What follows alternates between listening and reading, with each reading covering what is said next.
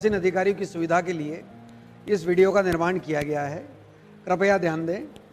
इस वर्ष पहली बार वीवीपैट मशीन से आपको परिचित करवाया जा रहा है। यह वीवीपैट मशीन आपको इस प्रकार के एक बॉक्स में मिलेगी। आपको ये ध्यान रखना है कि ये जो बॉक्स आपको मिले इसे आप पैक ही रखें।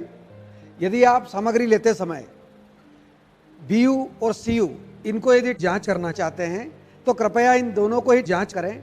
भूलकर भी किसी भी स्थिति में आप वीवीपैट मशीन को सामग्री लेते समय टेस्ट न करें। कृपया इस बात का ध्यान दें, वीवीपैट मशीन का पहली बार प्रयोग मॉकपोल के समय ही किया जाना है। यदि आप इस मशीन को बस में ले जा रहे हैं आवागमन के लिए तो ध्यान रखें कि इसे आपको सीधे ही रखना है। इस मशीन को यदि आप ऐसे रखते हैं या किसी भी तरीके से ये रखते हैं तो हो सकता है कि इसमें कुछ दिक्कत खड़ी हो जाए। जो महत्वपूर्ण चीज़ है वो ये है कि इस वीवीपैट मशीन को जब आप परिवहन करें तो इसका एक स्विच इसके पीछे लगा हुआ है। ये स्विच मैं आपको दिखा रहा हूं। ये जो स्विच है ये स्विच हॉरिजेंटल मतलब आड़ा होना चाहिए। यह स्विच केवल तभी खड़ा होगा जब आप मॉकपोल के दौरान इस मशीन का उपयोग करते हैं।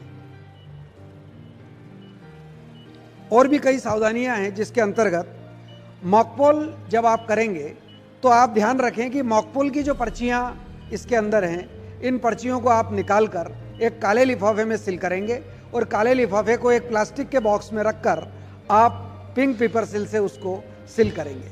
ये सारी प्रक्रिया को हम आपको परिचित करवाने जा रहे हैं। इस प्रक्रिया से परिचित करवाने के लिए अब आप कृपया इस पूरी प्रक्रिया को ध्यान से देखें कि किस प्रकार से इस यूनिट्स को जोड़ा जाता है और यह यूनिट अपना कार्य करती है। ईवीएम की तीनों इकाइयों अर्थात कंट्रोल यूनिट, बैलेट यूनिट एवं वीवीपैट को आपस में जोड़ना। सर्वप्रथम ईवीएम की तीनों इकाइयों अर्थात कंट्रोल यूनिट, बैलेट यूनिट एवं वीवीपैट को उनके नियत स्थानों पर रख दें। अब बैलेट यूनिट अर्थात मतदान इकाई की परमानेंट केबल अर्थात स्थायी केबल को वीवीपैट के पिछले हिस्से में स्थित सॉकेट से जोड़ दें।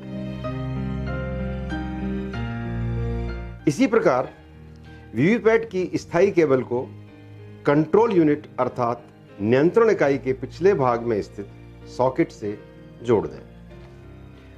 अब वीवीपैट के पिछले हिस्से में स्थित ट्रांसपोर्टेशन स्विच को हॉरिजॉन्टल अर्थात आड़ी स्थिति से वर्टिकल अर्थात खड़ी स्थिति में ले आएं, जिससे कि वीवीपैट फंक्शनल मोड में आ जाएगी। इसके पश्चात कंट्रोल यूनिट के ऑन ऑफ स्विच को ऑन कर दें।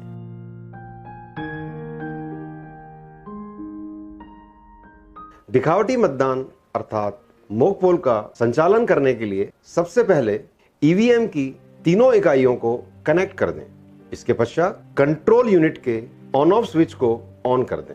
ऐसा करते ही वीवीपैट द्वारा 7 पर्चियां जारी की जाएंगी।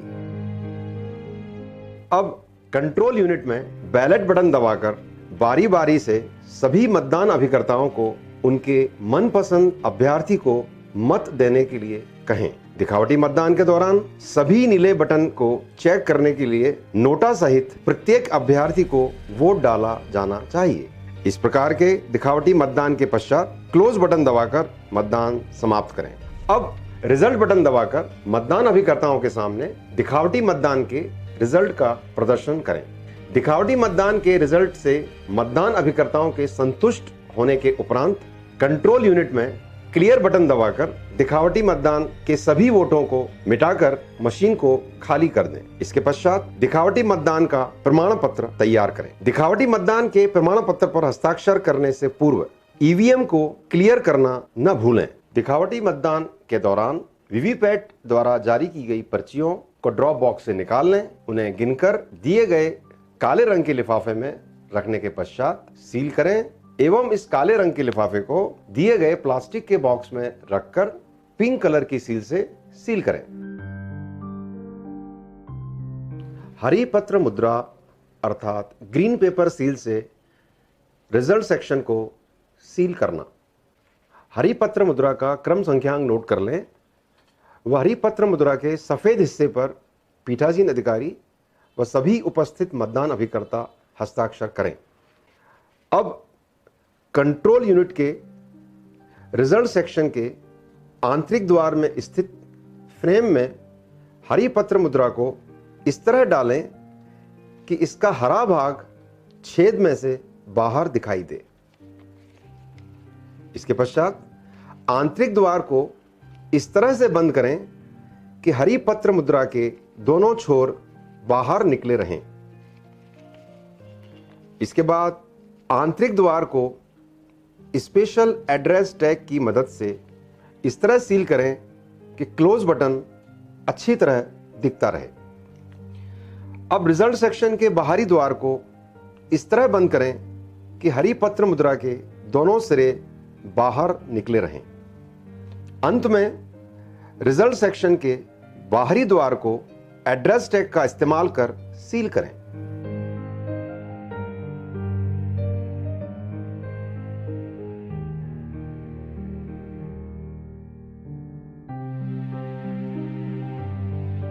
ABCD आउटर स्ट्रिप सील से कंट्रोल यूनिट को सील करना। हरी पत्र मुद्रा लगाने के पश्चात ABCD सील के भाग A के स्टिकर को हटाकर भाग A को हरी पत्र मुद्रा के निचले सिरे के नीचे रखकर हरी पत्र मुद्रा का वो भाग चिपका दें। अब भाग B के स्टिकर को हटाकर उसके ऊपरी लेयर पर चिपका दें। इसके पश्चात भाग C ऊपर की तरफ आ जाएगा। अब C भाग के स्टिकर को हटाकर हरी पत्र मुद्रा के दूसरे सिरे को C पर चिपका दें।